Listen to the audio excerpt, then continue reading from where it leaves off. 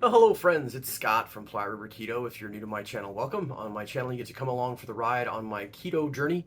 The focus of my channel is keto for carboholics, and if you don't know what that is, basically those of us who want to live the ketogenic lifestyle and not maybe go all the way to carnivore, but aren't able to moderate with the keto treats and other things like that. So yeah, today is a check-in day. It is Saturday, which means I'm going to check in with my relationship with Earth's gravity with you and also have a couple of things that I wanted to share. Now, if it looks like I got a little bit of sun today, it is because I did get a little bit of sun today. My wife and I were working in the backyard, cleaning up some things, and I will tell you guys right off, it's one of the things I'm so grateful for with my improved health is that I'm able to get out and get things done, whether it be in my yard or just things that I want to do, which I'm going to talk a little bit about some of the things that I did this week also. But I'm just thankful for the ketogenic lifestyle that's allowed me to take my life back in a way that I was able to work out in the yard for, gosh, 2 or 3 hours today, probably 4 hours all told. Got a little bit sunburned on my arm, but nothing too terrible. But yeah, so if you're wondering if I got a little bit of sun, yes, I did get a little bit of sun. But so to check in this week, obviously, I've talked to you guys for the last month. My focus has been on having no keto snacks or treats. Um, and I've done a great job with that this week. Obviously, we had Memorial Day on Monday and didn't have any issues there and have had a really good week as far as my nutrition goes. Focusing on meat and vegetables, low carb vegetables, of course, and not snacking. And I've been doing that. So it's been going really well. From a movement standpoint, getting in exercise, I've continued with my DDPY program, getting workouts in every day. That's been really good. It's been challenging for me, but it's been really good. The other thing that I discovered, it was interesting. I don't think I've shared this with you guys. I might have shared it. I've definitely shared it in a short video, I should say. But last week I was listening to a podcast and they were talking about how as you go along on your exercise journey that you're going to get to a point where just regular walking is not that much of a workout for you anymore. And I have found that I've been walking for a while, and that has actually kind of been true for me. And so they said for people that are overweight, as I definitely still am, and or people who are like over the age of 40, they don't really recommend running so much. And so they talked about something called rucking, which is basically just walking with weight. You have a backpack and you have weight on it, and you do a walk. So I started that this week. I started on, well, I guess technically I started on Monday because my family and I went for a hike on Monday. And I, of course, as usual, was the pack mule for the water bottles that went along with our hike. You can see a couple of little videos during our hike if you want to check out a couple of short videos that I shared this past Monday. But so I guess I technically started Monday, although I officially started on Tuesday morning when I went walking with my dogs. I threw a 20-pound dumbbell in the back of a backpack and wrapped it in a towel so it wouldn't, rattle around so much in my bag, and went for a walk and did that every day this week. I do about a 2-mile walk with my dogs. It takes me about a half hour. And I will tell you that walking with 20 pounds on your back when you haven't been doing that is a significant difference.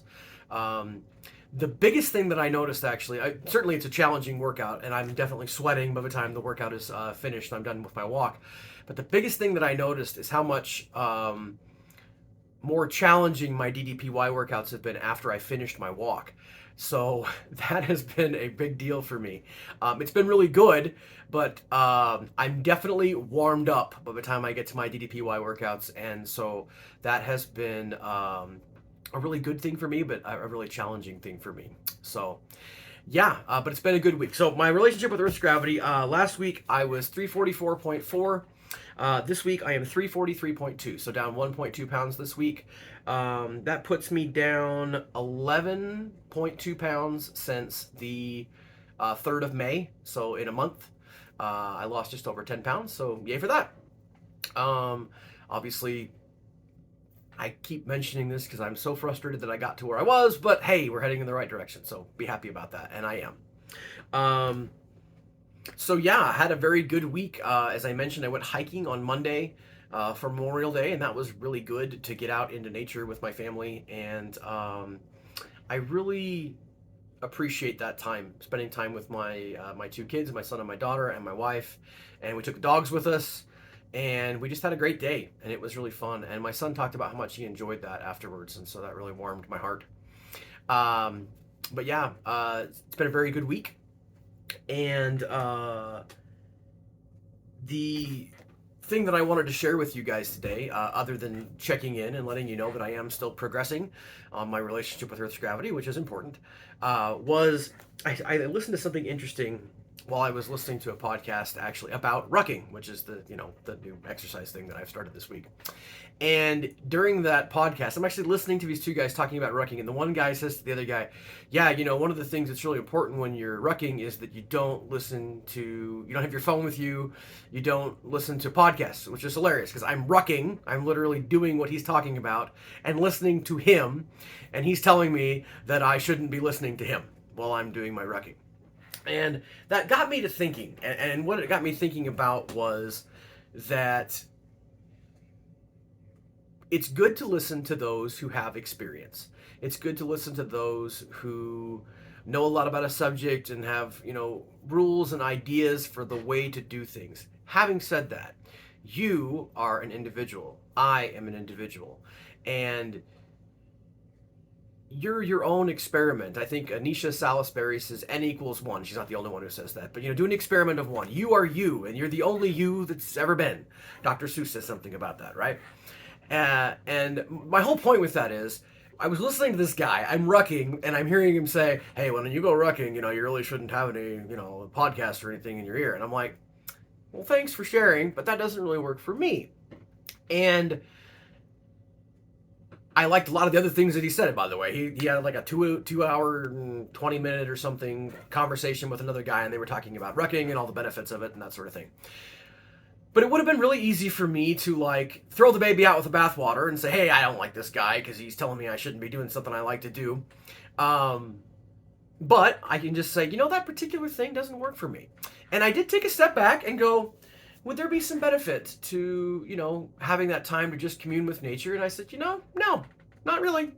I do get time to do that, I think, every day, and I don't always listen to podcasts, but I do a lot. I like to do that. It keeps me moving, and it's a good thing for me. So my point of saying all of that to you is to say that even if you might have a ton of things in common with me and with my channel or a lot of other channels that you listen to in the keto space, just because somebody says something that works really well for them does not mean it's necessarily going to work for you. And it doesn't mean that if you completely disagree with something that I say on my channel or somebody else says on their channel, that there aren't good things to glean from that particular person. But that you have to be a grown-up and make a decision as to whether what you're listening to works for you.